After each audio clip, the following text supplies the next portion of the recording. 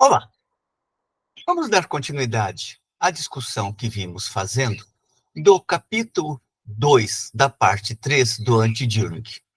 A parte 3 tem por título geral Socialismo e o capítulo 2 Aspectos Teóricos. Vimos discutindo como que alguns temas mais gerais aparecem na discussão de Engels. No nosso vídeo de hoje, vamos centrar a atenção em como Engels está abordando a questão da constituição do Estado na fase monopólica do capital, que já começava a se tornar mais evidente. Lembremos que, a partir do terceiro quarto do século XIX, o capitalismo, em sua fase monopólica, entra em seu estágio decisivo. Engels começou a perceber esta nova configuração da sociedade capitalista e, sobretudo, o novo papel que o Estado passava a desempenhar no interior daquele processo de concentração e centralização do capital. Neste sentido, ele vai observar como que começavam a se constituir as sociedades por ações, ou seja, o capital havia se concentrado, centralizado de tal modo que aquele velho capitalista industrial individual, ele também passava a conviver com a figura do acionista ou das grandes empresas, onde vários se tornavam, em certo sentido, proprietários daquele negócio. Observará Engels nesse sentido.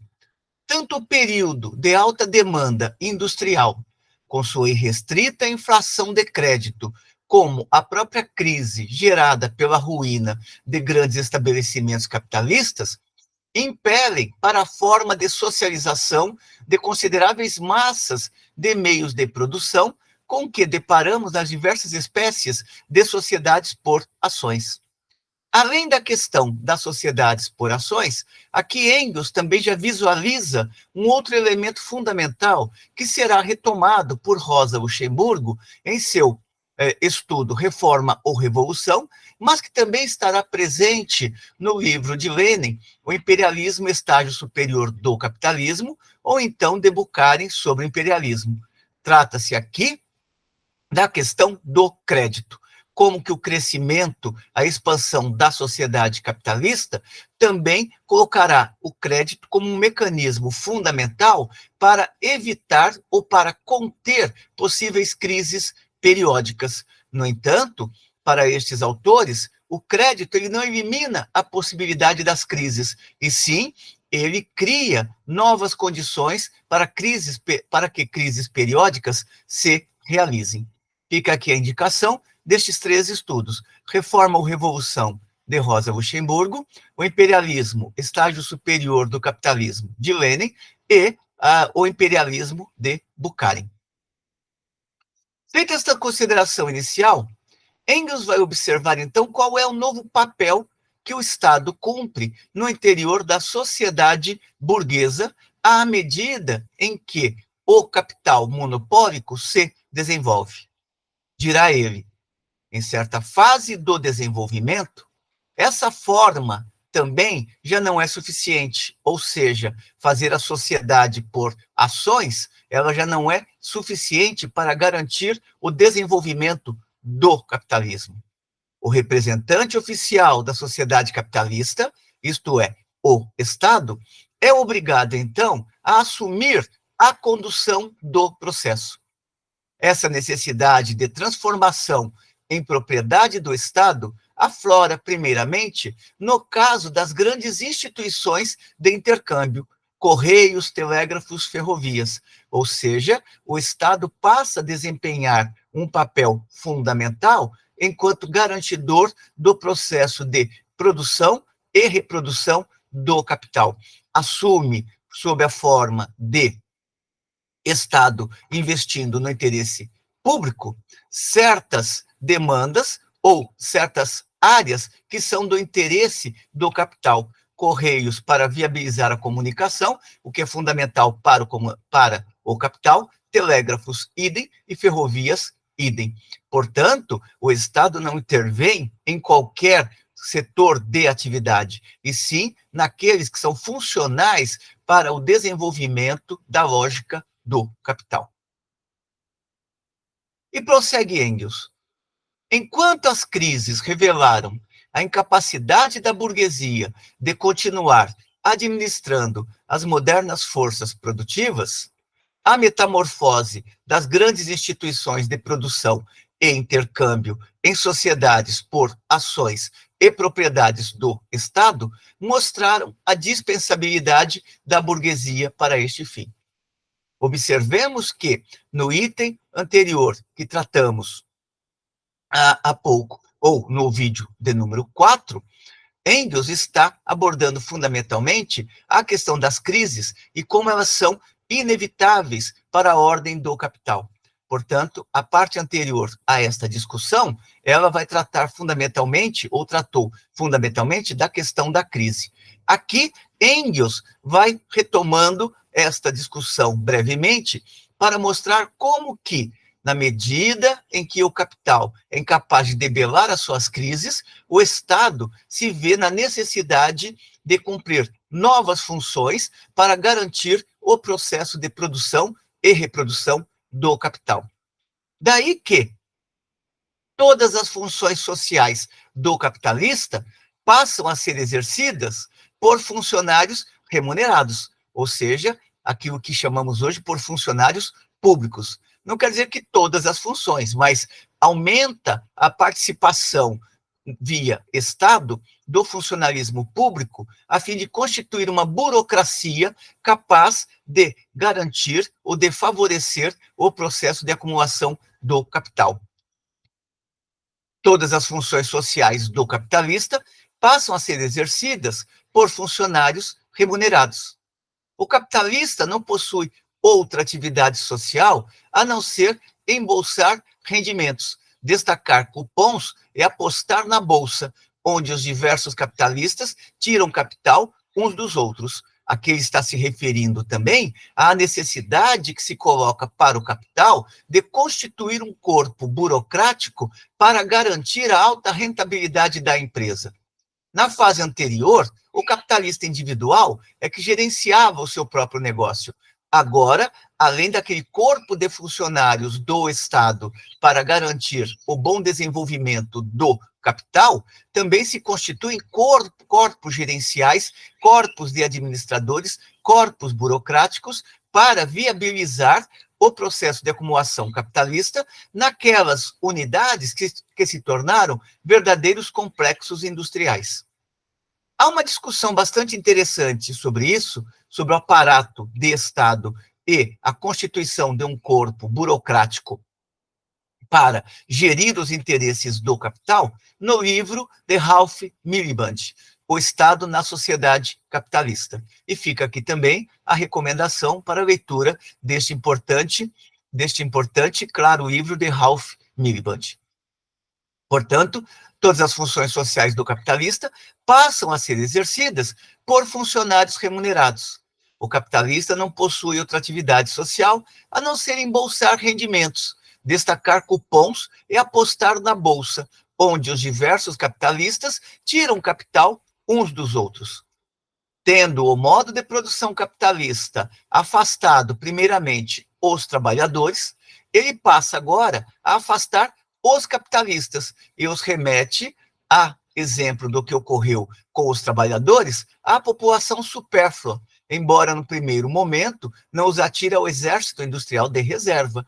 Ou seja, o capitalista, ele continua sendo proprietário dos meios de produção, mas as funções gerenciais, elas são transferidas uma vez que a complexidade do próprio processo de acumulação do capital fica ou passa a estar para além do capitalista individual.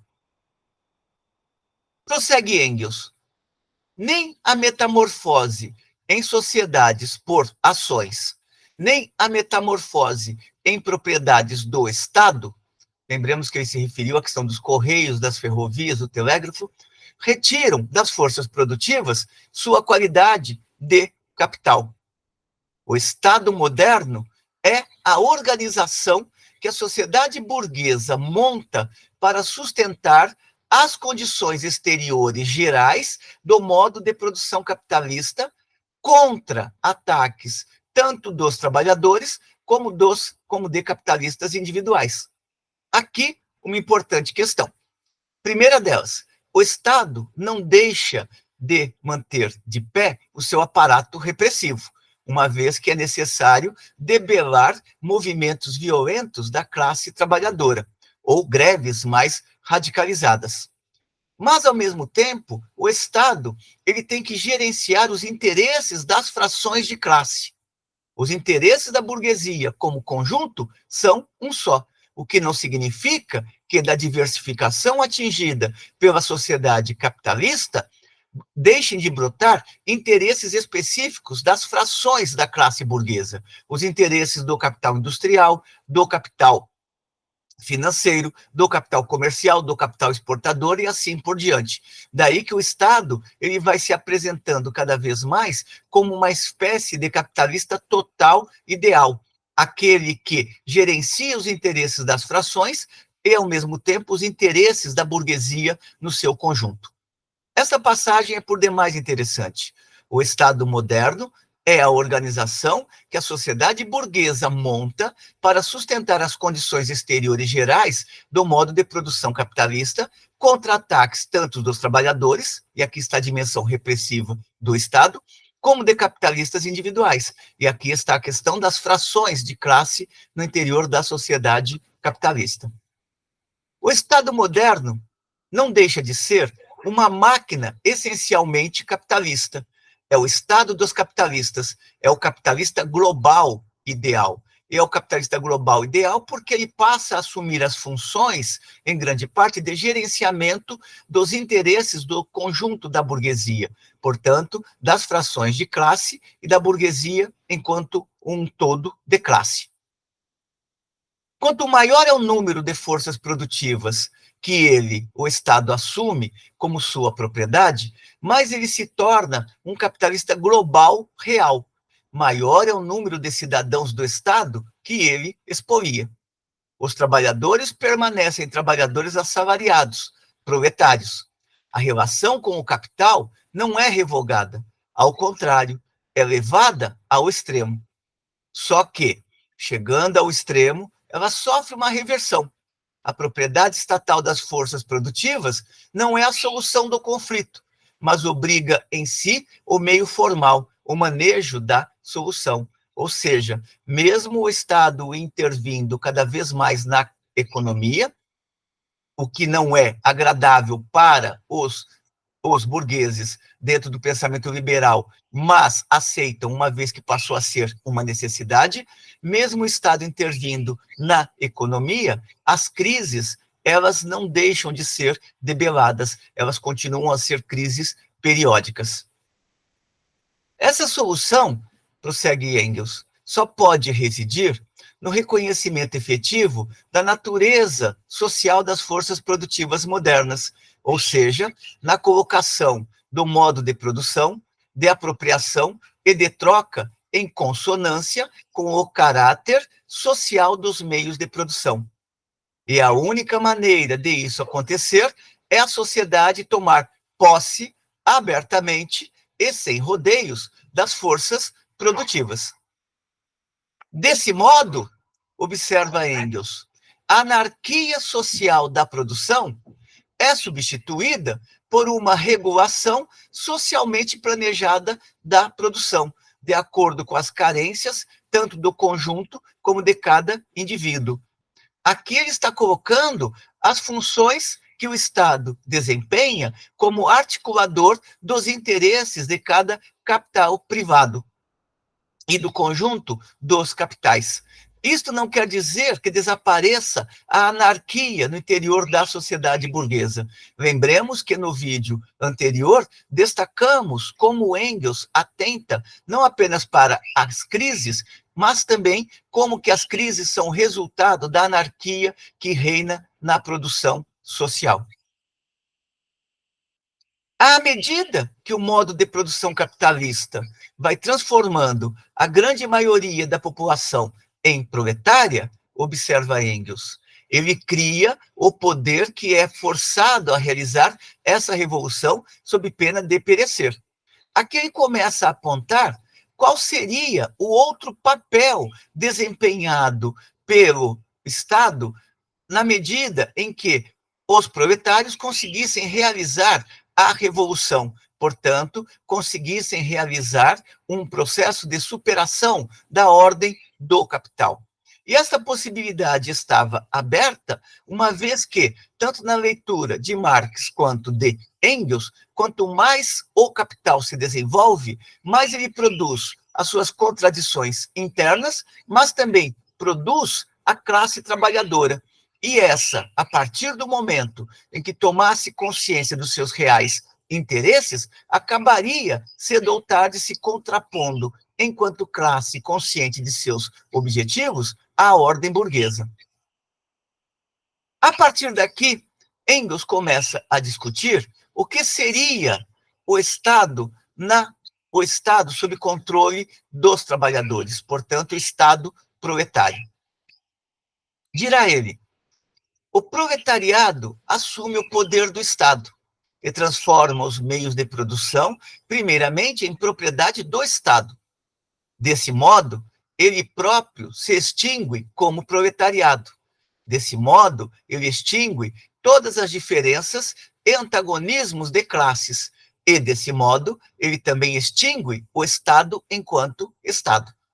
Observemos que esta é a discussão que Lenin travará em seu livro O Estado e a Revolução.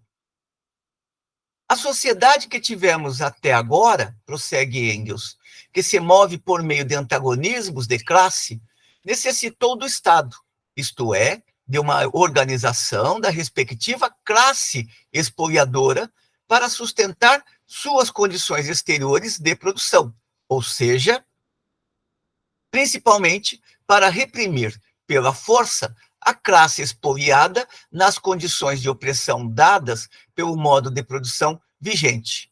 E aqui Engels remete às várias estruturas de classe que percorreram a história. O modo de produção escravista, o modo de produção feudal e o modo de produção capitalista. Em todas elas, o Estado foi o representante oficial de toda a sociedade, sua síntese numa corporação visível, ou seja, o Estado, embora fosse Estado de classe, buscava se apresentar como sendo o Estado em defesa dos interesses do coletivo.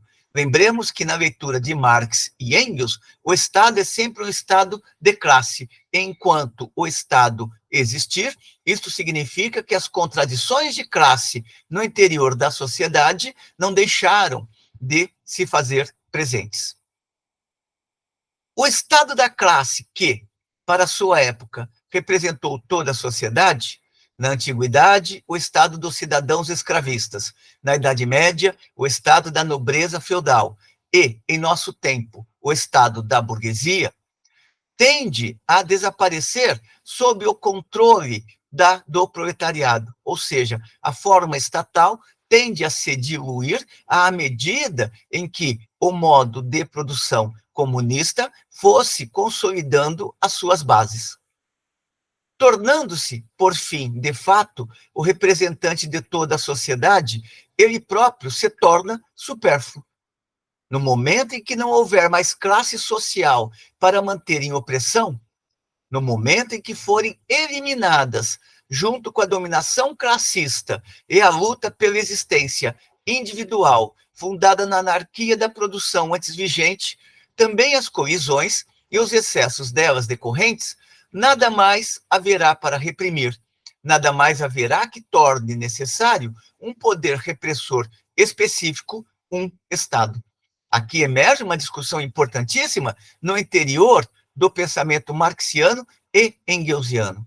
A política não é fim, a política é meio para conduzir à própria abolição na estrutura social da necessidade da política, portanto, da necessidade de formas de dominação. Prossegue Engels.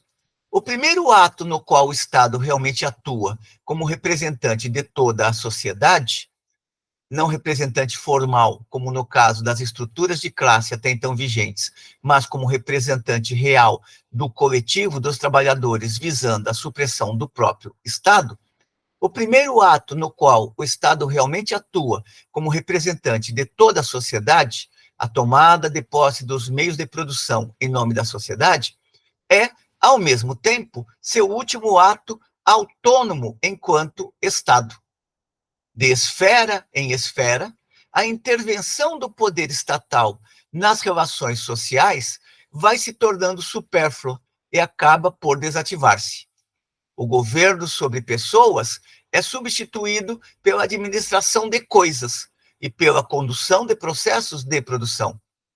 A sociedade livre não pode utilizar ou tolerar nenhum Estado entre ela e seus membros. O Estado não é abolido, mas definha e morre. Aqui, Engels está colocando uma polêmica em relação aos anarquistas. Para os anarquistas, se a classe trabalhadora é capaz de realizar uma revolução, de imediato, a classe trabalhadora pode abolir o Estado de uma vez por todas, uma vez que ela está consciente dos seus objetivos. Lenin, Marx e Engels trabalham na outra perspectiva. Marx e Engels, eles vão colocar o seguinte: o fato da classe trabalhadora conseguir realizar uma revolução que a coloque nos rumos do modo de produção comunista, não significa que não haverá tentativa da burguesia de retomar o controle do poder de Estado. Nesse sentido, o Estado ele não pode ser abolido de imediato, mas ele tem que agir no sentido de ir reforçando cada vez mais as bases para a constituição do modo de produção capitalista, de tal modo que vai definhando aos poucos, vai desaparecendo aos poucos no interior da sociedade, sobretudo a partir do momento em que tiver vencido a resistência burguesa.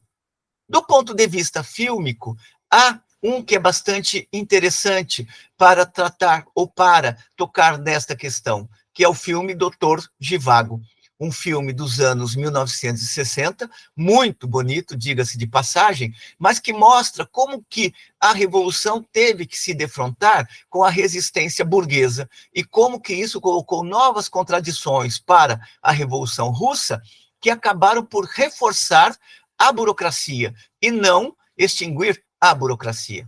É interessante esta discussão também para poder colocar em evidência como que aquilo que geralmente se chama por comunismo não tem nada a ver com comunismo. Para Marx e Engels, comunismo é uma sociedade na qual se caminhou para a abolição do Estado e não para o reforçamento do Estado.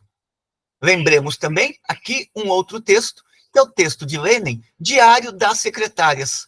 Lenin olha para os dados, Lenin já praticamente debilitado, olha para os dados do processo que está em curso na Rússia, que realizou a revolução, e ele constata que a burocracia não estava se enfraquecendo, e sim se reforçando. Conclusão de Lenin, aquela revolução, ela não chegaria aos seus objetivos, mas ficaria como experiência, como ensinamento para as futuras gerações de revolucionários. Fica aqui também a recomendação desta leitura, que se chama Diário das Secretárias, onde Lenin vai ditando para as secretárias certas decisões que ele gostaria de ver encaminhadas nas reuniões do partido.